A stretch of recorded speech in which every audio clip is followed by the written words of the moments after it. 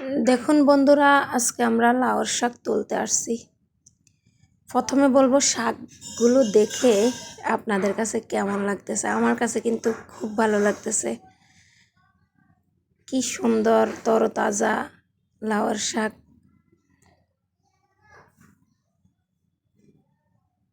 লাউয়ের শাকে আছে প্রচুর পরিমাণে ভিটামিন।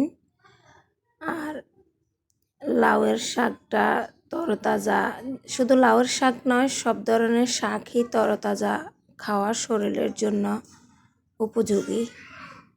গ্রামগঞ্জে সবসময় তরতাজা শাকই পাওয়া যায়।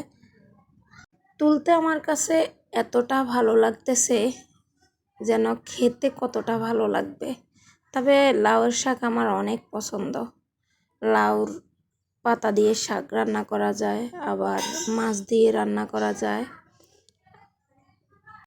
গাছগুলো বেশি জোরালো হয়েছে। এখানে গাছের গোড়ায় পানা আছে।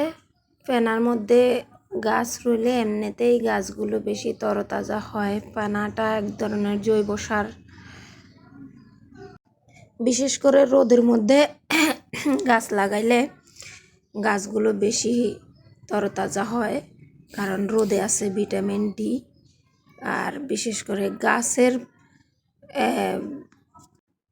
ছায়াযুক্ত স্থানে শাকসবজিটা খুব কমে জন্মায়, রোদেই বেশি শাকসবজি হয়।